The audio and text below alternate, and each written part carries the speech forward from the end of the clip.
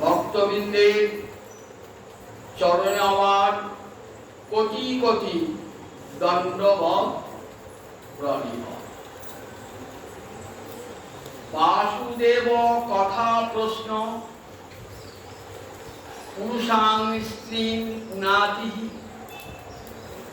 বক্তারং প্রচ্ছকং সত্যিং তৎপাদ শরীরং যথা। বাসুদেব কথা প্রশ্ন।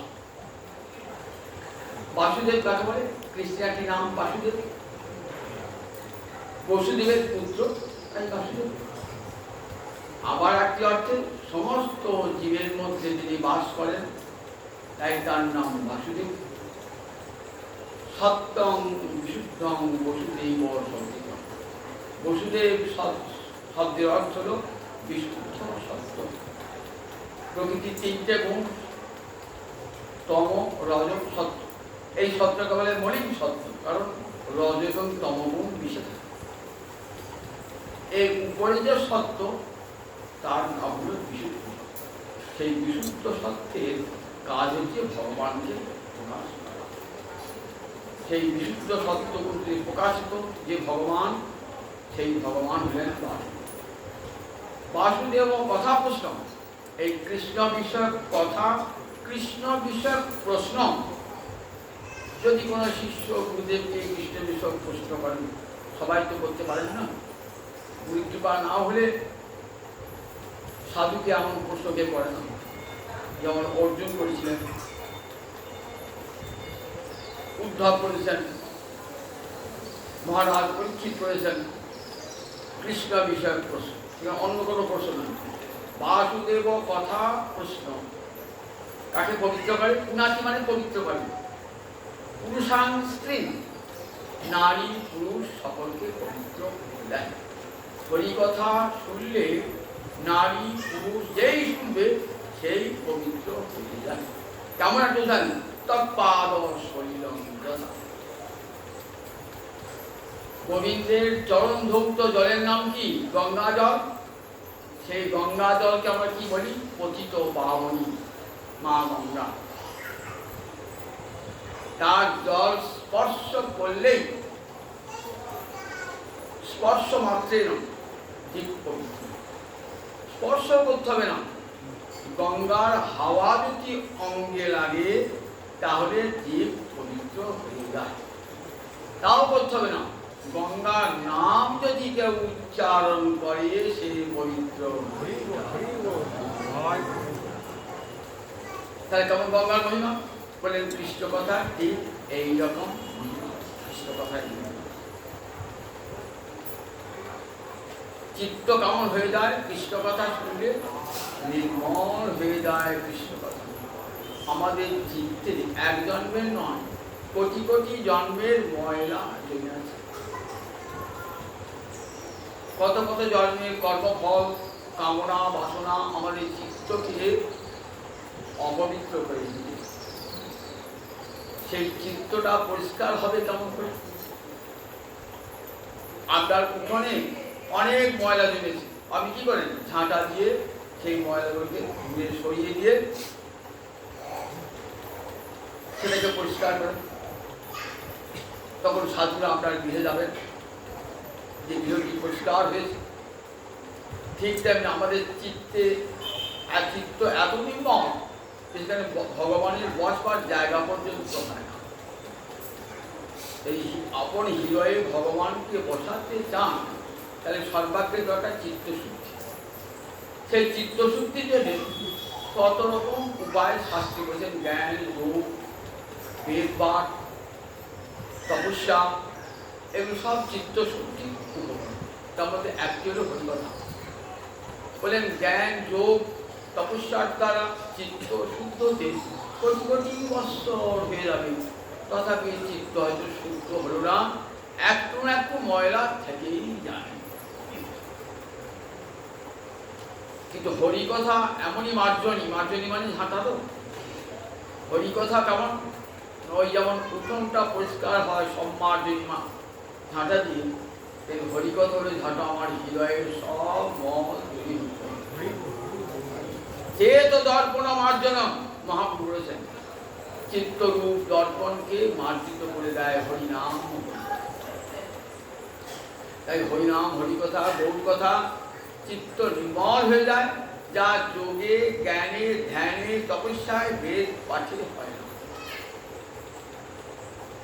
গৌরাঙ্গের মধুর লীলা যাহারে কর্ণে প্রবেশিলাম, হৃদয় নির্মল ভেরতার। চিত্তকে যদি নির্মল করতে হয়, তাহলে ভাগবতের আসরে এসো, গৌর কথা, কৃষ্ণ কথা শোনো, চিত্ত নির্মল হয়ে যাবে। তোমাকে যা যোগ্য তপস্যা, বেদ পাঠ কিছুই করতে হবে না। হরিকথার আসরে এসো, চিত্ত তোমার নির্মল হয়ে যাবে। যতক্ষণ হরিকথা শুনবেন, দেখবেন মন সংসার থেকে অনেক দূরে সরে গেছে। মন দিয়ে শোনা। এই জয়পুরে রাজকন্যা জগন্নাথকে পত্র লিখেছিলেন, রত্নাকর স্তব গৃহং গৃহিণীচ পদ্মা, কিং দেবশ্রী ভবতে জগদীশ্বরায়, আবির্বাম নয়নাহিত মানসায়, দত্তকমন যদুপদে কৃপয়া গৃহান। গোবিন্দ, তোমাকে তো আমার দেবার কিছুই নাই, তা তোমাদের সবই আছে। রত্নাকর স্তব গৃহং, তুমি থাকো গোলকে বৈকুণ্ঠে, সেটি রত্ন দিয়ে নির্মাণ। সেখানকার ধূলিকণা কোটি কোটি রত্নকুসুম পুত্র। বৃন্দাবনের বর্ণনা কি আছে বলুন দেখি? বৃন্দাবনের ধূলি কেমন? চিন্তামণি বনময়ী ভূমি। চিন্তামণি মানে যে মনের কাছে যা চিন্তা করবেন তাই পাবেন, তাকে বলে চিন্তামণি। তারপরে বৃন্দাবনের প্রতিটি ধূলিকণা, রাধানীর জল ধূলি বিষয় আছে তো, চিন্তামণি বনময়ী। সেই ধূলির কাছে প্রার্থনা করুন, আমি এই চাই, ধূলি আমাদের চাই। চিন্তামণি বনময়ী করুন তো অমৃতম, সেখানকার জল মানিক অমৃত। তাই তুমি থাকো কোথায়? রত্নাকর স্তব গৃহম, তোমার গৃহ তো রত্নের আকর, রত্নের খনি। গৃহীছ পদ্মা, তোমার গৃহীকে রাধারানী সর্বলক্ষ্মী, রাধারানী সর্বলক্ষ অনন্ত লক্ষ্মী, যার নিরন্তর চরণ সেবা করছি। রাধারানী অঙ্গ হতে কোটি কোটি লক্ষ্মীর আবির্ভাব, কোটি কোটি লক্ষ্মীর আবির্ভাব। তাই গৌতমীয় তন্ত্র কি বলেছেন? সর্বলক্ষ্মীময়ী। তন্ত্রশাস্ত্র বলছেন রাধারানী সর্বলক্ষ্মীময়ী। যদি ঘরে লক্ষ্মীকে ঢোকাতে যান, রাধারানীর সেবা করুন প্রাণ ভরে। রাধারানী তিনি তো সর্বলক্ষ্মীময়ী। রত্নাকর স্তব গৃহং গৃহীছ পদ্মা, কি দেববস্তি, তোমাকে আমার দেওয়ার কি আছে প্রভু? কিছু দেওয়ার নাই। মনে ভাবছেন কি দেবো ভগবানকে? ভাবছেন ভগবানের তো সবই আছে, যেটা কাজে লাগবে সেই রকম জিনিস দিলে তো তবে দানটা সার্থক হয়। একটা লোক কাপড় করতে পারছে না, আপনি একখানা কাপড় কিনে বা ঘরে হাতে কাপড় সেখান থেকে দানটা আপনার সার্থক হল। একটা লোক খেতে পারছে না, আপনি তাকে 1 কেজি চাল কিনে দিলেন, 2টো সবজি দিলেন, কি ঘরে দুটো অন্ন দান করলেন, তাহলে তার পেটটা হলো, ক্ষুধাটা গেল, তাহলে এই দানটা আমরা সার্থক হল। যার যেটা নাই তাকে যেটা সেই দিলে পরে সার্থক হইল, দানটা সার্থক। তা গোবিন্দের তো সবই আছে,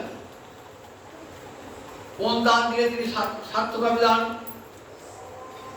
বলছেন হে যদুপতি, হে গোবিন্দ,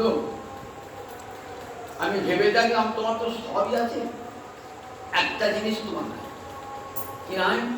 তোমার মনটা নাই। জগতে সবার মন আছে, তার সৃষ্ট মানুষের মন আছে, ভগবানের মন নেই বলে ছিল, মনটা চুরি হয়ে গেছে। গোবিন্দ সবার মন চুরি করেন তো, আর গোবিন্দের মনটা কে চুরি করেছে? আবির বাম নয়নাহিত আবির পল্লী ঘোষপল্লী রমণীরা, গোবিন্দের রমণীরা গোবিন্দের চিত্তকে হরণ করে দিয়েছে। যে গোবিন্দ সবার চিত্ত হরণ করেন, দেখলে চিত্ত হরণ হয়ে যায়। গোবিন্দকে দেখলি পশ্যতাং সজ্জনাং নয়ন মানস চৌল, গোবিন্দকে দেখলি নয়ন চুরি মন চুরি হয়ে যায়। আর সেই গোবিন্দের মন চুরি করেছেন পুজোবালারা। তাই গোবিন্দ তোমাকে দেবার কিছু খুঁজে পেলাম না, ভাবলাম কত মনটা নাই, আমার যে মনটা, আমার মনটা তোমার চরণে অর্পণ দত্তন মনো যদুপতি। হে গোবিন্দ, আমি আমার মনটা তোমার চরণে অর্পণ করলাম। এই মন পেলে কি সত্যি আর কি চান? ভগবান চান ভক্ত ভক্তার মনটা দিই, মনমনা ভব, তোমার মনটা আমাকে দিয়ে দাও। আমরা মনটা না দিয়ে তাকে ধন দৌলত দেওয়ার চেষ্টা করি, ভোলাবার চেষ্টা করি ভগবানকে। ভগবান বলছেন ঐশ্বর্য কি, আমার ঐশ্বর্য নিয়ে কি হবে? তোমার মনটা আমাকে দাও, তাই আমি সন্তুষ্ট। হরিকথা শুনবেন, মনটি গোবিন্দ চরণে অর্পণ। কুরুক্ষেত্র যুদ্ধের পূর্বে একবার সূর্যগ্রহণ হয়েছিল, পূর্ণগ্রাস সূর্যগ্রহণ। পূর্ণগ্রাস সূর্যগ্রহণে কি হয়? গোটা সূর্যটাকে রাত ঢেকে দেয়, অন্ধকার হয়ে যায়। ঠিক যেন মনে হয় অন্ধকার নেমে এলো, দিনের বেলা দুপুর বেলাতে অন্ধকার নেমে এলো। সেই রকম সূর্যগ্রহণ আমরা কি করি? সূর্যগ্রহণ হয় শাস্ত্রে বলে সূর্যগ্রহণ মানে পৃথিবীকে স্পর্শ করে। সুতরাং ওই সময় কি করতে হয়? আহার আদি নিষিদ্ধ। যদি কোনো আহার থাকে তুলসী পাতা দিয়ে রাখতে হয়, কিংবা ঘুটে, গোবরের ঘুটে ভেঙে দিয়ে রাখতে হয়। গ্রহণ লাগবার 20 বার স্নান করতে হয়। গ্রহণ যে মুক্ত হয়ে গেল তখন একবার স্নান করতে হয়। কোথায়? না পুণ্য তীর্থে, গঙ্গা, যমুনা, গোদাবরী, সরস্বতী, সরস্বতীতে স্নান করতে হয়। দেখেন না গ্রহণের দিনেতে কত হাজার হাজার লক্ষ লক্ষ গঙ্গা স্নান করছে, পুণ্য স্নান করছে, পাপ থেকে পৃথিবী মুক্ত হয়ে গেল। সেই উপলক্ষে ভারতবর্ষে ভারতীয় প্রজা, সমস্ত ভারতবর্ষের প্রজারা কোথায় গেছেন? কুরুক্ষেত্র মহাতীর্থ। সেই কুরুক্ষেত্রে হাজির হয়েছেন ভারতবর্ষের বিভিন্ন দেশ, বিশাল ভারতবর্ষ।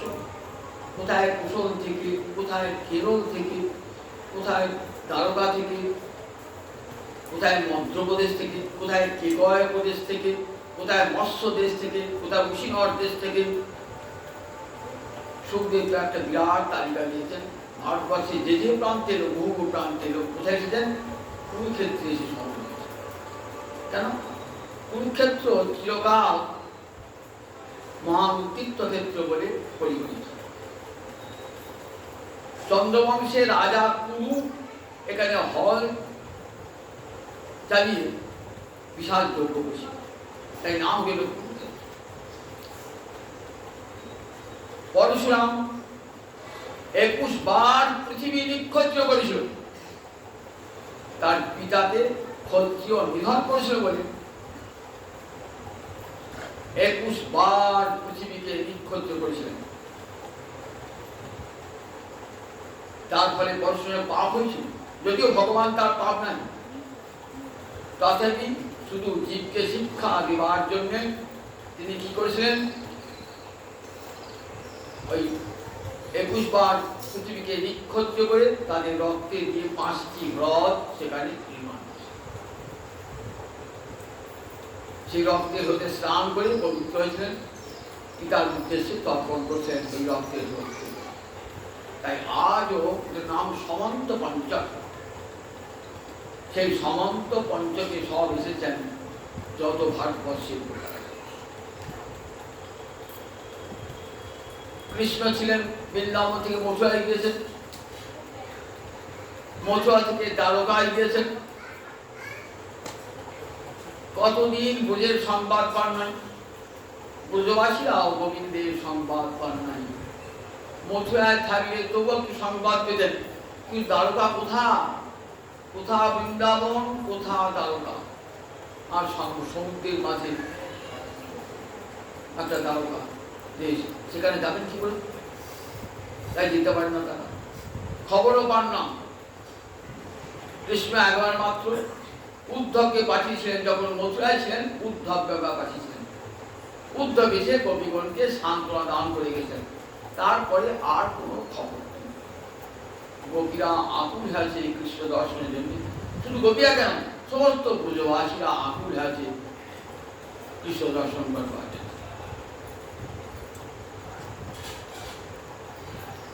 দ্বারকাবাসী যারা, তারা এসেছেন, যাদবেরা এসেছেন, তারা এসে কি করছেন? তারা এসে স্নান দানাদি করে প্রার্থনা জানাচ্ছেন, কৃষ্ণেন ভক্তিরস্তু, কৃষ্ণে আমাদের ভক্তি হোক। অন্যান্য দেশ থেকে যারা প্রজা এসেছেন, তারা পুণ্য লাভের জন্য স্নান করছে, আর যাদবেরা তারা বলছে আমার যেন কৃষ্ণে ভক্তি হয়। আর এদিকে ব্রজবাসী আছে, নন্দ মহারাজ, মা যশোদা এবং অনেক গোপ গোপী সব এসেছে। কেন না, তীর্থস্থানে লোকে জানে যায় না, হেঁটে আসে, হয়তো কৃষ্ণের সাক্ষাৎ হয়ে যাবে। তারা পুণ্যভাবে আসেন নাই, কৃষ্ণের ভক্তিও বলতে আসেন নাই, তারা একবার কৃষ্ণ দিদিক্ষয়া, একবার চোখের দেখা গোবিন্দকে দেখবেন এই ইচ্ছা এসেছে, কোন পুণ্য লাভের জন্য নয়, কৃষ্ণের ভক্তি লাভের জন্য নয়, একবার তাদের প্রাণের ধন গোবিন্দকে দর্শন করবেন। সুখদেব কেমন পদ দিয়েছে, দিদিক্ষয়া, ত্রিশ ধাতু সংকট করে এই দিদিক্ষা শব্দ, মানে দেখবার ইচ্ছা, কতদিন দেখেন নাই, দেখবার ইচ্ছা এসেছেন ব্রজবাসীগণ। বিভিন্ন দেশের রাজারা প্রজারা সব এসেছেন, তো বসুদেব এসেছেন, দেবকী এসেছেন, এদিকে কুন্তী এসেছেন। কুন্তী গিয়ে বলছে বসুদেবকে, দাদা আমার এত বড় বিপদ ঘটে গেল, ছেলেরা বনে বনে ঘুরে বেড়ালো, বাসায় খেলে আমার কুলবধূ মর্যাদা নষ্ট হল, একবার খবর দিলে না? আপৎসু পদবার্তাম না অনুসরণ, আমার বিপদকালে বন্ধু বান্ধব এসে সাহায্য করে, এটাই তো কর্তব্য। আমার এত বড় বিপদ গেল, দাদা একবার এলে না? বলে কুন্তী কাঁদছেন বসুদেবকে দিয়ে, বসে বলে, দেখ বোন, তোরা যেমন বিপদে পড়ছিল, আমরাও তো বিপদে পড়ছিলাম, কংসের দ্বারা নিপীড়িত হয়ে আমাদের জীবন দুর্বিষহ হয়ে গেছে, এখানে সেখানে কোথায় আশ্রয় পাই? দেখ সবই দৈবের ফল, দুঃখ করিস না, দেখ কংসের অত্যাচারে আমরা এখানে সেখানে পারিছিলাম, আবার সেই দৈব কৃপায় আবার এসেছি সস্তায়। এদিকে রোহিণী দেবকী যশোদার সঙ্গে মিলিত হয়েছে, যশোদাকে দেখে কাঁদছেন দেবকা রোহিণী, মা যশোদা তোমার ঋণ কেমন শোধ করব? যেদিন চরম বিপদে ঘন ঘন বর্ষার দামিনীতি রাত্রিতে বসুদেব নিয়ে এলো কৃষ্ণকে নন্দালয়ে, বলরাম আছেন সেখানে, সেই বলরামকে আর কৃষ্ণকে তুমি কেমন করে রক্ষা করেছ? যেমন চোখের পলক চোখকে রক্ষা করে, তেমনি করে আমাদের দুই সন্তানকে রক্ষা করেছ। তোমাদের ঋণ শোধ করতে পারবো না, কোনো কারণ নাই, এর নাম অনিমিত্ত মৈত্রী, বিনা কারণে অহেতুক ভাবে আমাদের ঠিক নিজের ছেলে মতন পিতা মাতার স্নেহ থেকে বঞ্চিত, জানতে দাও নাই তুমি, তাই তোমাদের ঋণ শোধ করতে পারবো না। যশোদা কোনো উত্তরই দান করতে পারছেন না, তার যেন মুখের কোনো ভাষা নাই। কতদিন তার গোপালকে দেখেন নাই, আমার গোপাল করে সারা বৃন্দাবন খুঁজে বেরিয়েছেন। এদিকে অন্ধ, প্রায় অন্ধ হয়ে গেছেন, আর বৃন্দাবনে বার হন না ঘর থেকে। যেখানে যাবেন সেখানে আমার গোপালের সব চিহ্ন দেখে মনটা কেঁদে ওঠে। মা আমার আর বার হন না। আজ এসেছেন একবার গোপালকে দেখতে পাওয়া যায়। তাই বসুদেব রোহিণী যে প্রশংসা করে, রোহিণী এবং আমাদের বসুদেব দেবকী যে প্রশংসা হচ্ছেন, প্রশংসায় মন নাই। দূর থেকে দেখেছেন কৃষ্ণ বলরাম মা যশোদা এসেছে। যেই মা যশোদা দেখেছে না, ছুটে নন্দ মহারাজকে দেখেছেন বাবা মা বলতে পেরেছে, একবারে গলা জড়িয়ে ফেলেছেন কৃষ্ণ বলরাম। মা যশোদা দুজনকে বলে বসিয়েছেন কৃষ্ণ বলরামকে। মায়ের নয়ন হতে গঙ্গার ধারা, আর বক্ষে বহে যমুনার ধারা। নয়নে বহে গঙ্গার ধারা, আর বক্ষে বহে যমুনার ধারা। তখন কৃষ্ণের কত বলে, তুই যখন মায়ের বাৎসরে বসে তখন স্তন হতে দুগ্ধ খরণ হচ্ছে, আর দুনয়নে জলধারা, জলধারা। তাই মায়ের দুটি নয়ন হতে গঙ্গার ধারা, আর বক্ষ হতে যমুনার ধারা। নয়ন জলে বদন ভেসে যায়, বক্ষ ভেসে যায়, বলে দিয়েছে। কৃষ্ণ বলরাম ভাবছেন কত কথা বলবো, কিন্তু আর বলতে পারছেন না। যশোদাও নীরব, কোটিকৃত মাতৃভাবতী। বিশ্বজয়ীকায় বলছেন, দেবকীর বাৎসল্য যদি এক গুণ হয়, মা যশোদার বাৎসল্য 1 কোটি। কখনো তারা কৃষ্ণকে ভগবান বলে ভাবতে পারেন না। কৃষ্ণ আমার পেটের ছেলে, আমি গুরুদেবের কৃপায়, নারায়ণের কৃপায় কত কষ্ট করে আমার গোপালকে পেয়েছি।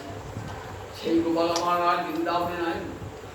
মা ভাবতেও পারছেন না, গোপাল ছাড়া বৃন্দাবন ভাবতেই পারছে। কথা মায়ের মুখ দিয়ে আবার হচ্ছে না, বলে মিশা আছে। দূর থেকে ব্রজগোপীরা এসেছেন। তারা কেমন লোলুপ দৃষ্টিতে তাকিয়ে আছেন গোবিন্দকে দর্শন করবার জন্য। দূর থেকে দেখছেন গোবিন্দ বদন, সুখময় গোবিন্দ বদন, যার পুণ্য পুঞ্জ ফলে সে আখি দর্শন মিলে, সে রূপ দর্শন মিলে, দুটি আখি কি করিবে পানি। সুখময় গোবিন্দ বদন। দেখো গোবিন্দ বদন দর্শন করলে পারে মনে হয় বিধাতা না দিলে লক্ষ কোটি, তাই দিলে নিবে চক্ষু দুটি। ওই লক্ষ কোটি নয়ন দিলে না, সবে মাত্র দিলে দুটি, দুটি মাত্র নয়ন দিয়েছ, তাহে দিলে নিমেষ আচ্ছাদন। না দিলে লক্ষ কোটি, সবে মাত্র দিলে দুটি, তাহে দিলে নিমেষ আচ্ছাদন। গোবিন্দ বদন, সুখময় গোবিন্দ বদন। কত পূর্ণ ফলে এই গোবিন্দ দর্শন হয়। গোবিন্দ দর্শনের জন্য দুটি নয়, তাতে আবার কি দিয়েছ, তাতে আবার নিমেষ দিয়েছ, পরম দিয়েছ। দেখেছেন গোপীদের চোখ কেমন আর আমাদের চোখ কেমন। গোপীদের চোখ মহাভাবের চোখ, কৃষ্ণ দর্শন করে তাদের তৃপ্তি হয় না। এক পলক যদি কৃষ্ণকে দেখতে না পান, তাহলে অসহিষ্ণু হয়ে ওঠে। ত্রুটির যুগায়তী দাম অপস্যদাম। গোষ্ঠ যখন আসছেন না, তখন গোবিন্দকে দর্শন করে গোপীরা বলছেন, ত্রুটির যুগায়তী দাম অপস্যদাম। একটা ত্রুটি নিবেশকার মনে হয় একটা যুগ দেখি নাই তোমাকে। নিমেষের অসহিষ্ণুতা মহাভাবীর একটা বড় লক্ষণ। মহাভাবী লক্ষণ। এক নিমেষটা যদি গোবিন্দকে দেখতে না পান, মনে হয় একটা যুগ দেখি না। এই যে আমরা গৌরীরা দেখি, যুগায়িতং নিমিষেন চক্ষুষা প্রবিশায়িতং শূন্যায়িতং জগৎসর্বং গোবিন্দং বিরহেণ মে। মহাপ্রভু কাঁদতে কাঁদতে বলছেন, স্বর্গদামোদর আমরা আছি। যুগায়িতং নিমিষেন চক্ষুষা প্রবিশায়িতং, একটা নিমেষ গোবিন্দ দর্শন না হলে মনে হয় একটা যুগ দেখি নাই। চোখের মাসে প্রাবি মানে বর্ষাকাল, চক্ষুষা প্রবিশায়িতং, চোখের নিমাসে বর্ষাকালে জলধারা। শূন্যায়িত জগৎ সর্বণ, সমস্ত জগৎটাকে শূন্য পূর্ণ হয়। রাধারী ভাবনা দিয়ে এসেছেন তো, দেখা যাচ্ছে রাধারী প্রেম আমরা জানতে পারতাম না, কিন্তু আমার বউ হই না আসতে। এই রবিয়া কাঁদছেন, যার পুণ্য পুণ্য ফলে সে মুখদর সনমিলে, দুটি আখি কি গো বলিবে পানি, না দিলে লক্ষ্যপতি সবে মাত্র দিলে দুটি, তাহে দিলে নিমেষে আচ্ছাদন।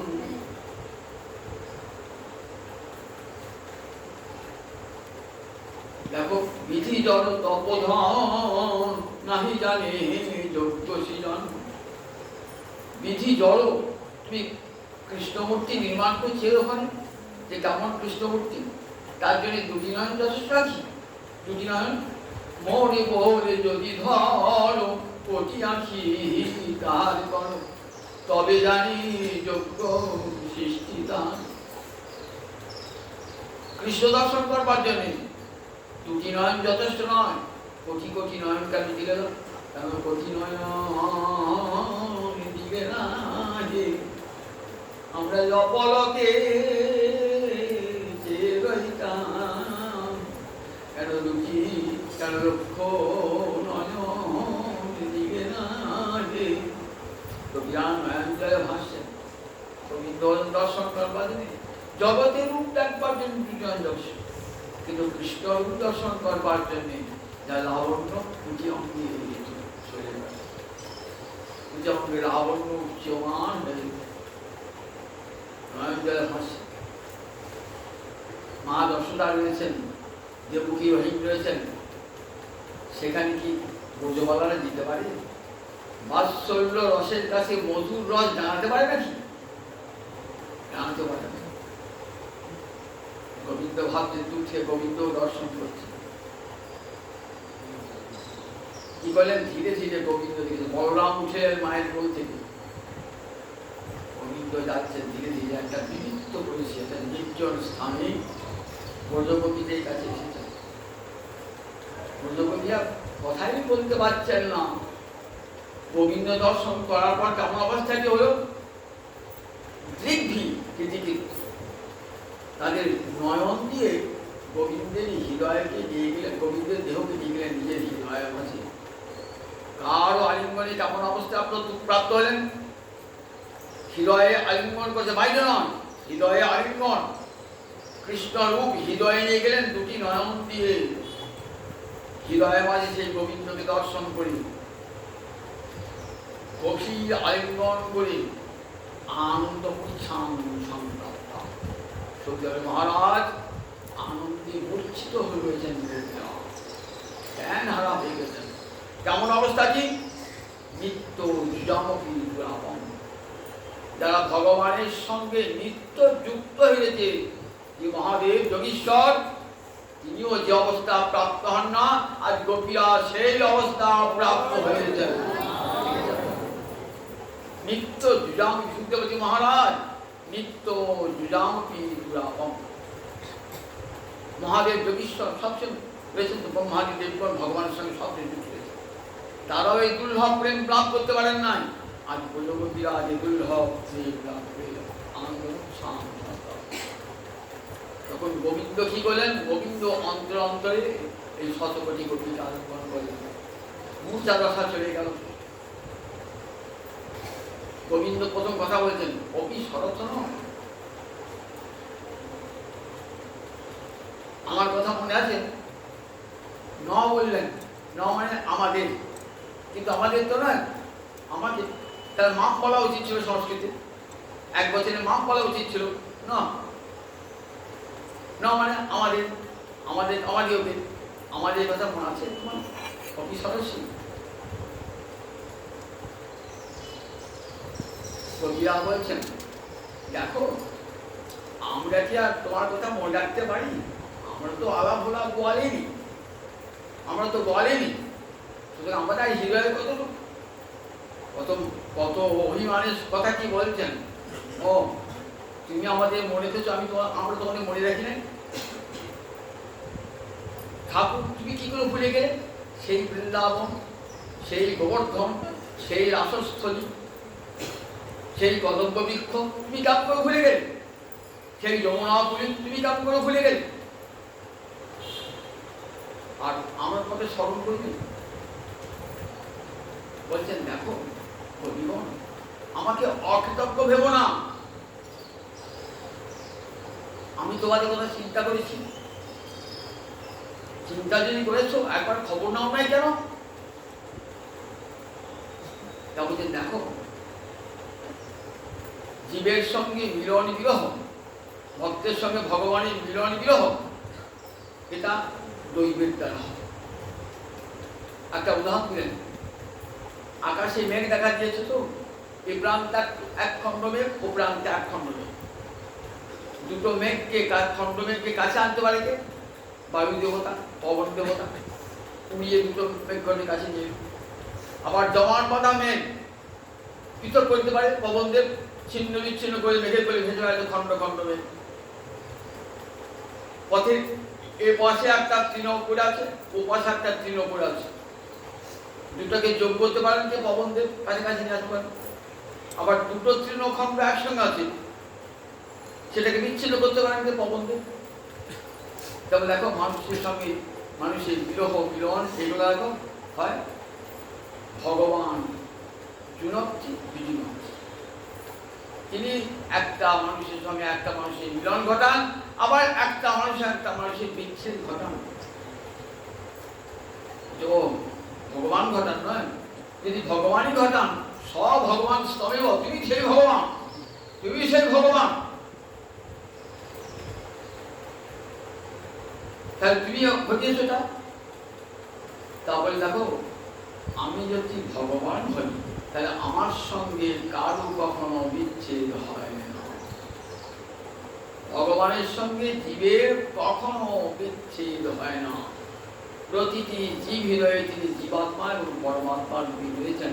কেমন করে জীবের সঙ্গে ভগবানের বিচ্ছেদ হবে? জীবের সঙ্গে ভগবানের কেমন? পঞ্চভূত যেমন ক্ষিতি, অপ, তেজ, গম, পৃথিবীর প্রতিটি জিনিসের সঙ্গে এই পঞ্চভূত আছে। তাই পঞ্চভূতের সঙ্গে কারোর কোনো বিরহ বিচ্ছেদ হয় না, তেমনি ভগবানের সঙ্গে কারোর কখনো বিরহ হয় না। যদি মনে হয় বিরহ হচ্ছে কি জন্যে, তাহলে অবিবেক, অজ্ঞান, জাত, অজ্ঞানের ফল। দেখো, এই অজ্ঞান দূর করবার জন্য আমি তোমাকে যোগজ্ঞানের উপদেশ দান করছি। ভগবান যোগজ্ঞানের উপদেশ দান করছেন। পঞ্চভূতের সঙ্গে যেমন জগতের পাঞ্চভৌতিক বস্তু কখনো বিরহ হয় না, তেমনি ভগবানের সঙ্গে জীবের কখনো বিরহ হয় না। জ্ঞানীরা একটা বলতে কথা, জ্ঞানীরা যে ভগবানের সঙ্গে ভক্তের কখনো বিরহ হয় না। ভগবান জীবের অন্তরে বাহির রয়েছেন, আমার দেহের মধ্যে রয়েছেন, আমার আত্মার মধ্যে রয়েছেন, আমার দেহের প্রতিটি পরমাণুতে তিনি রয়েছেন সর্বত্র।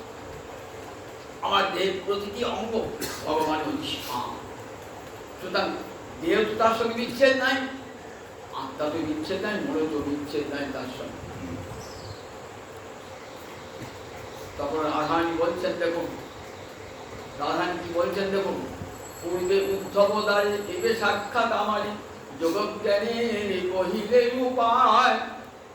একদিন উদ্ধবকে পাঠিয়ে ঠিক এমনি করে আমাকে উপদেশ দিয়েছিলেন, আবার আজ সাক্ষাৎ তোমার দর্শন করলাম, দর্শন করে আবার সেই উপদেশ দান করছে। নহে গোপী যোগীশ্বর তোমার ধ্যান করি পদকমল হইবে সন্তোষ। তোমার বাক্য কুটিনাটি তার মধ্যে পরিপাটি শুনি গোপী বাড়ে আরো রোষ। বলে দেখো, যোগ জ্ঞানকে শিক্ষা দেওয়ার জন্য পৃথিবীতে বহু মানুষ আছে, তাদেরকে জ্ঞান শিক্ষা দান করবে। যারা ভগবান কি জানে না তাদের জন্য যোগ জ্ঞানের উপদেশ দান করবে, কিন্তু গোপীরা তোমার যোগ জ্ঞান শিক্ষা করতে আসবে না। একটা লোক বৃন্দাবনেই রয়েছে, তাকেই যদি বলেন এই বৃন্দাবনের পথ ঘাটে, সে বলে আমি তো বৃন্দাবনেই রয়েছি, আমার তো বৃন্দাবনের পথ ঘাটে নেওয়া দরকার নেই। গোপীগণ গোবিন্দ চরণগুলি রয়েছেন, তাদেরকে যদি জ্ঞানের উপদেশ দেওয়া হয় তাহলে সে বৃথা হবে না। পৃথিবীতে আমাদের প্রতি বিশাল শক্ত লোক কত রয়েছে, আমাদের জ্ঞান উপদেশের কাজে লাগবে। গোপীগণকে জ্ঞান উপদেশ কোনো কাজেই লাগবে না। দেখাচ্ছেন যে ভক্তির কাছে জ্ঞান চিরকাল পরাজিত, চিরকাল পরাজিত ভক্তির কাছে। তাই নহে গোপী যোগীশ্বর তোমার পদকমল ধ্যান করি পাইবে সন্তোষ। তোমার বাক্য পরিপাটি তার মধ্যে কুটিনাটি শুনি গোপীর বাড়ি আরো রোষ। তোমার কথা শুনে আমাদের অন্তরে আরো ক্রোধ রোষ জেগে উঠেছে। দেখো, আমাদেরকে যোগজ্ঞানে শিক্ষাচ্ছ, চিত্তকারী তোমা হতে বিষয়ে চাহি লাগাইতে। চিত্তকারী তোমা হইতে বিষয়ে চাহি লাগাইতে না, না পারি না। দেখো, এত বড় চিত্তকে বিষয়ে লাগাতে পারি। যত্ন করি নারী কারিবারে। আমরা কি করি যে কোনকাল গৌরাঙ্গ মন্দিরে এসেছি, আমার মনটা 24 ঘন্টায় তো বিষয় রয়েছে, আমি তো এই 1 ঘন্টা যেন গৌরগৌরতে চলে যায়। আবার বাড়িতে যাবো কাছে ঠাকুর রামকৃষ্ণ ঠাকুরের কথা, এই পাড়া পুকুরে জলে চান করি, পাড়া সরিয়ে চান করলাম, স্বচ্ছ জল চলে এলাম, আবার জামকা তেমনি পাড়া পুকুরি, আবার এই পাড়া পুকুরে চান করা তো যতক্ষণ শুনলাম মনটা। তাহলে দেখুন ব্রজকবিরা বলছেন, দেখো জগতের জীব তাদেরকে শিক্ষা দিই, যারা এই পাড়া পুকুরে পাড়া সরায় তাদেরকে দিই, যারা কোনো কিন্তু আমরা চিত্তকারী তোমা হইতে বিষয়ে চাই লাগাইতে। আমরা ভাবি কৃষ্ণ ভুলব, কিন্তু কৃষ্ণ ভুলতে পারি না। চিত্তকারী তোমা হইতে, তোমার কাছে আমার চিত্তকে কেড়ে নিয়ে চলে যায় বিষয়ে চাই লাগাইতে, ভাবি বিষয় চিন্তা করবো, তাহলে আমাদের অন্তরে আর দুঃখ কষ্ট হবে না। যত্ন করি নারী কারিবারে, এত চেষ্টা করো মনটা তোমার চরণ হতে সরিয়ে আনতে পারি না। একদিন নারদ গেছেন বৃন্দাবনে, এ দেখছেন একটা বালিকা যমুনার জলে কলসি ভাসি দিয়ে ধ্যানে মগ্ন। নারদ ভাবছেন বৃন্দাবনে কেউ তপস্যা করে না, ধ্যানও করে না। ধ্যান করলে চোখ বুঝে করতে হবে, চোখ বুঝে ধ্যান করলে গোবিন্দ হবে না। তাই বৃন্দাবনে তপস্যা নাই, ধ্যানও নাই। বৃন্দাবনে কে তপস্যা করছে? বৃন্দাবনে কাছে কাছে বিরাজন্তে হরে কৃষ্ণ কৃষ্ণ কৃষ্ণ হরে হরে, হরে রাম রাম রাম হরে। বিরাজন্তে হরি করে গান করছে, ধ্যান ভেঙে গেছে। কে তুমি মা বৃন্দাবনে ধ্যান করছো? বৃন্দাবনে কেউ ধ্যান করে না? আমি তাই ছুটি এলাম, বৃন্দাবনে কে ধ্যান করছে? তুমি ধ্যান করছো কেন? প্রণাম করে বলছে, বাবা আমি ধ্যান করছি কৃষ্ণ বলবার জন্য, আমাকে আশীর্বাদ করো বাবা, আমি যেন কৃষ্ণ ভুলে থাকি, এক মুহূর্ত কৃষ্ণ ভুলে থাকতে পারি না। নারদ বলছেন দণ্ডবত, এমন চিত্ত যেন আমার হয়, সব সময় যেন কৃষ্ণকে জুড়ে রাখে। রাধানী চাইছেন আমি যেন কৃষ্ণ ভুলি, কোন কাল কৃষ্ণ ভুললে কি হবে? অন্তরের কৃষ্ণ বিরহ দ্বারা দূরীভূত হবে। তাই চিত্তকারী তোমা হইতে বিষয়ে চাহি লাগাইতে, যত্ন করি নারী কারিবারে। তারে যোগ শিক্ষা করো, লোক হাসা ইয়া মারো, স্থানা স্থানে না করো বিচার। আর সেই গোপী গোপী যোগ শিক্ষা দান করছো, কেমন করে আমাকে মন লাগাতে হয়? গোপীদের মন তো লেগেই আছে। জগতের কোটি কোটি মানুষ তারা সংসার কূপে পড়ে আছে, তাদেরকে কাউকে উদ্ধার করতে মন্ত্র বলবা, তাদেরকে যোগের উপায় দাও না। কিন্তু আমরা তো সংসার কূপে পড়ে নাই। আমরা কোথায় পড়ে আছি? বিরহ সমুদ্র জলে কাম তিমিঙ্গিরে গোপী গণে রহতার পান। বিরহ সমুদ্র জলে গোপীগণ ডুবে আছে, গোপী গণে রহতার পান। বয়ন সংসার কূপতিদা, আমরা সংসার কুয়ে পড়ে নাই, আমরা তোমার বিরহ সমুদ্র জলে পড়ে আছি। সেখান থেকে আমরা উদ্ধার করো গোবিন্দ। নয়ন জলে ভাসে বলছেন রাধারানী, এইগুলো আমাদের এখানে দেখবে। এইবার মানে বিবাহ জ্বালা দূর হয় না? বলে না না না, কুরুক্ষেত্রে তোমাকে দর্শন করে কখনো বিবাহ জ্বালা দূর হবে না। তোমার যে অন্য বেশ, অন্য সঙ্গ, অন্য দিক বোঝনি নাহি কহু ভাই। এখানে তোমার হাতি, ঘোড়া, রথ, কত লোক তোমার সঙ্গে, কত পাইক, কত তোমার সঙ্গে রয়েছে। তোমাকে এই অবস্থা দেখে তোমার মাথায় রাজ মুকুট, এই দেখে গভীর মন তুষ্ট হবে না। বৃন্দা কুরুক্ষেত্র ঐশ্বর্যের ভূমি, এই ঐশ্বর্যের মাটিতে মধুর গোবিন্দকে দর্শন করে আনন্দ হবে না। তাহলে দেখো গোপিকারা পরিচি যুগে দেখলাম শ্যাম সুন্দর সিকি বিচ্ছ গুঞ্জা বিভূষণ উপবেশ ত্রিভঙ্গি মুরলী বদন। ইহা ছাড়ি কৃষ্ণ যদি হয় অন্যাকার, গোপিকার ভাবনা যায় নিকট তাহার।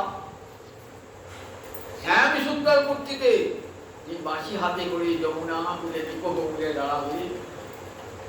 বাঁশির শব্দ শুনে সমস্ত ব্রজকবিরা ছুটে আসবে, ময়ূর ময়ূরে সে নৃত্য করবে প্রভু, আর আমরা সমস্ত ব্রজবালারা গিয়ে ঘিরে দাঁড়াবো। শ্যাম সুন্দর শিখি বিচ্ছ গুঞ্জা বিভূষণ গোপবেশ ত্রিভঙ্গি মুরলী বদন। গোপাল বালকে গোয়ালা বালকের মতো বেশ দিক দাঁড়াবে প্রভু, হাতে বাঁশি, গরুচরণ পাচন, এই গোপীরা দেখে এসেছে। তোমাকে হাতি, ঘোড়া, রথ দেখে নাই গোপীরা, তাই গোপীরা চায় তোমার সেই রূপে দেখতে। তোমার চরণ মোহরে বোঝো পুরো ঘরে, উদয় করাও যদি তবে বাঞ্ছা পুরে। একবার বুঝে ফিরে চলো হে ওহে বুঝেশ্বর ব্রজনা, একবার বুঝে ফিরে চলো হে। আমার তোমাদের সেই রূপে দেখি, সেই শ্যাম সুন্দর শিখি বিচ্ছ গুঞ্জা বিভূষণ গোপবেশ ত্রিভঙ্গি মুরলী বদন। কুরুক্ষেত্রে তোমার ওই রূপ দেখে আমাদের আনন্দ হবে না। তোমার চরণ মোহর ব্রজপুর ঘরে, উদয় করো যদি তবে বাঞ্ছা পুরে।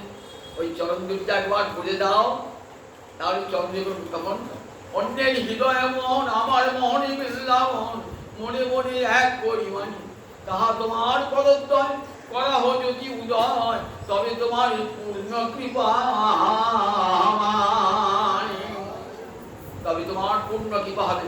চলো গোবিন্দ বলছেন দেখো রাধা, দেখো গোপীগণ আমি কেন এসেছি এখানে? আমি তোমার তুই যে বলে এলি অহমায় আসছে, যখন মশলা গেলে আমি আসছি, ফিরে আসছি, শীঘ্রই ফিরে আসছি। কাল বলে কালা গেল মধুপুরে, সে কালে কত আঁকি। আমার যৌবন সারণী সরিতেছে ভাটা, তাহারি কেমনে রাখি। নারীর যৌবন জোয়ারের জল, গেলে না ফিরিবে আর। জীবন থাকিতে বধু আমি নিবে, যৌবন মিলানো হার। রাধানীকে দিদি বলেছেন না, কাল বলে কালা গেল মধুপুরে, সে কালের কত বাকি। যৌবন সাগরে সরিতেছে ভাটা, কেমনে তাহারে রাখি। নারীর যৌবন জোয়ারের জল, গেলে না ফিরিবে আর। জীবন থাকিতে বধু আমি নিবে, যৌবন মিলানো হার। তুমি অহম আসছি বলে আমরা যে বলছি তুমি আসবে আসবে আসবে, ওই দেখো আমি ইচ্ছা করেছি না।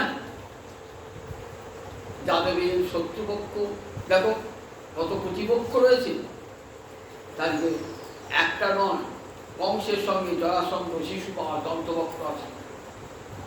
আমি তাদেরকে হত্যা করেছি, আছে 2-4 জন, তাহা মানে বৃন্দাবন পুনঃ আমি আসি, ওরা আমি তাদেরকে হত্যা করে আমি স্বীকৃত তোমাদের কাছে ফিরে আসবো তোমাদের কাছে। দেখো ব্রজবাসী যতজন মাতা পিতা সখাগণ সম্মর হয় প্রাণ সম,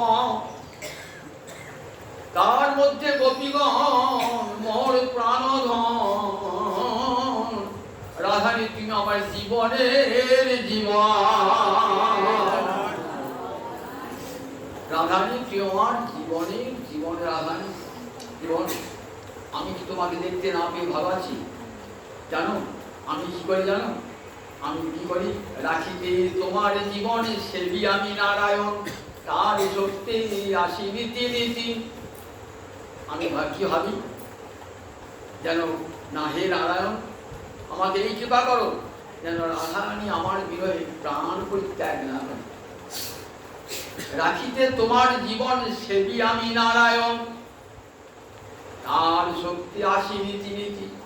নারায়ণকে শক্তি দিয়েছেন, সেই শক্তি বলে আমি তোমার কাছে প্রতিদিন আসি, তোমার সঙ্গে ক্রীড়া করি, কোনো যাই যদুপুরি, তুমি তাহলে মানুষ মোর স্ফূর্তি। দেখো এই যে তোমার সঙ্গে প্রতি ক্রীড়া করি, তুমি কি ভাবো? তুমি ভাবো সেটা আমার স্ফূর্তি, তোমার স্ফূর্তি। আমি তোমার কাছে যে দাঁড়াই তখন তুমি কি বলো? মূর্ছা দশায় থেকে দশমী দশায় কৃষ্ণ বিরহে, দশমী দশাকে বলে মৃত্যু, কিন্তু রাধার অঙ্গে তো মৃত্যু নাই, তাই মূর্ছা দশায় প্রাপ্ত। মূর্ছাকালে এসে কি দেখছেন? গোবিন্দ এসে দাঁড়িয়েছেন, রাধা নয়ন জলে ভাসছেন, ভাবে দেখছেন গোবিন্দ এসে দাঁড়িয়েছেন। বহুদিন পর মধু আইলে, দেখা না হইত পরাণ গেলে, এতে সহিল অবলা বলে, ফাটিয়া যাইত পাশানো হলে। কতদিন পরে প্রাণ বধূ এলে, যদি দেখা না হতো প্রাণ চলে যেত আমার। আমি সব সহ্য করেছি, নারী জাতীয় অবলা বলে পাষাণ ফেটে যেত। বলো বলো মধু কুশলে বলো, মথুরাপুরী ছিলে তো ভালো। কৃষ্ণ আসেন না, একটু রাধানী ভাবাবেশে দেখছেন, নাম ভাব সম্মেলন চলে আসে পর, ভাব সম্মেলন, ভাবেতে মিলন, মূর্ছা দশায় মিলন। বলো বলো মধু কুশলে বলো, মথুরাপুরে ছিলে তো ভালো। মথুরায় ভালো ছিলে তো? রাধানী তুমি ভালো ছিলে? বলছে দেখো আমার তোমার কুশলী কুশল মানি, আমি এসব দুঃখ কিছু না গনি। আমার দুঃখকে আমি দুঃখ বলে মনেই করি না, তোমার কুশলে কুশল মানি। তুমি ভালো ছিলে বলো, তুমি ভালো থাকবে আমি সুখী। ঠিক আছে, রাধানী কেমন কৃষ্ণ, কেমন কৃষ্ণ প্রেম, মহাভাবী কেমন প্রেম। এই রাধানী জগতে যত কান্তা শক্তি আছে না, সকলের উপরে রাধা রানী। এমন হৃদয় জোড়া প্রেম জগতে আর কারো আছে? জগতে কত উঁচুতে রাধানী স্থান দেখুন একবার। তোমার কুশলে কুশল মানি, এই সব দুঃখ কিছু না জানি। মরে যদি দিলে দুঃখ, তার হয় মহাসুখ, সেই দুঃখ মোহনী সুখ ভোজ্য। আমাকে দুঃখ দিয়ে যদি তুমি আনন্দ পাও, তাহলে সেই দুঃখটা আমার কাছে সুখ শ্রেষ্ঠ। তোমার যাতে আনন্দ হয়, তোমার যদি সুখ হয়, আমাকে দুঃখ দিয়ে যদি তোমার সুখ হয়, আমি সেই দুঃখটা চাই বরণ করি। জগতে কোন নারী কথা বলতে পারে? জগতে কোন নারী বলতে পারে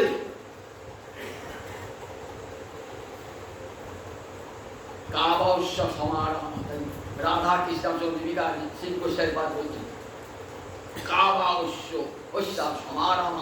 জগতে কোন রমণী আছেন রাধা সমান? জগতে কত উঁচুতে রাধা রানী।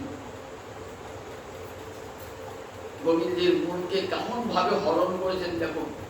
জগতের কোন রমণী পারেন নাই গোবিন্দের মনকে হরণ করতে, কিন্তু রাধানী কেমন করে গোবিন্দের মন হরণ করেছেন দেখুন। যে গোবিন্দ সকলের মন হরণ করেন, সেই গোবিন্দের মন আমার রাধানী হরণ করেছেন। রাধানী আমি শীঘ্রই ফিরে আসবো, বৃন্দাবনে ফিরে আসবো। রাধানী নিবেদনা। বৃন্দাবনের মাটিতে, কুরুক্ষেত্রের মাটিতে একদিকে আমার মাধবের নয়ন জল, একদিকে আমার রাধারানীর চোখের জল। সেই কুরুক্ষেত্রের মাটি ফিরে গেল, কুরুক্ষেত্রে মিলন হলো, রাধা মাধবের কুরুক্ষেত্রে মিলন হলো। রাধারানী দর্শন করছেন গোবিন্দকে প্রাণ বলি, গোবিন্দ দর্শন করছে রাধা রানীকে। বড়দেব, মা যশোদা এরা সব ঘিরে আছেন, নির্জন করেছে এসে গোপীগণের সঙ্গে গোবিন্দের মিলন করে। সুখদেব বর্ণনা করেন, দেখো রাধারানী প্রেম কত উঁচুতে, যে প্রেমে এত গৌরব বোধ নাই, গুরু প্রেম হয়েও সে তুমি গৌরব বোধ নাই। আমি কৃষ্ণ পদদাসী তিহরস সুকরাছি, আলিঙ্গিয়া করে আত্মসাৎ, মনে রাধেন দর্শন জানেন মোহরি তনু মন, তবু দেহ মোহরি প্রাণনা। আমি সেই কৃষ্ণ ধরনের দাসী, তখন অহংকার নাই যে কৃষ্ণ আমার রূপে গুণে মুগ্ধ, তার জন্য অহংকার। নারীর অহংকার থাকলে অহংকার হয়, গুণ থাকলে অহংকার হয়। রাধা কি বলে, আমি কৃষ্ণ পদদাসী তিহরস সুকরাছি, আলিঙ্গিয়া করে আত্মসাৎ, কিমান আদেন দর্শন জানেন মোহরি তনু মন, তবু দেহ মোহর প্রাণনা। আমি গুরুপা গুণহীনা গোপনাই, তুমি জগরঞ্জন বংশীধারী। আমার গুণাই গুণাই, আমি আহিরিণী অভাগিনী, আমার গুণাই গুণাই, তুমি জগরঞ্জন বংশীধারী। এমনি করে বিশ্বাসী রাধানী মর্যাদাময় দেন, কৃষ্ণ আমার আর কারণ নয়, কৃষ্ণ আমার মর্যাদাময়। মধুস্নেহ, মধুস্নেহী, তার মানটিও কি সুন্দর, ললিতমান, যে মানে আমার গোবিন্দ আনন্দমান। রাধানী মঞ্জিষ্ঠা রাত, প্রতি মুহূর্তে মনে হয় গোবিন্দকে নূতন নূতন নূতন মনে হয়। এই কৃষ্ণ ভালোবাসার রঙে গোবিন্দ রঞ্জিত হন রাধা। তাই রাধানী পরমশের পর রাধা ঠাকুরানী জগতের সমস্ত বৈষ্ণবরা কি চেয়েছেন, কৃষ্ণ দাস্য চান না, ওপর রাধারানী তোমার চরণের দাসী করে রেখো। ছয় বৈষ্ণবকে বৃন্দাবনে কাঁদছেন, রাধারানী দাসী করে রেখো, রাধা দাস্য দাও। রাধারানীর চরণে দাসী পদ পেলে গোবিন্দকে অনায়াসী পাবো। সবাই প্রার্থনা করুন,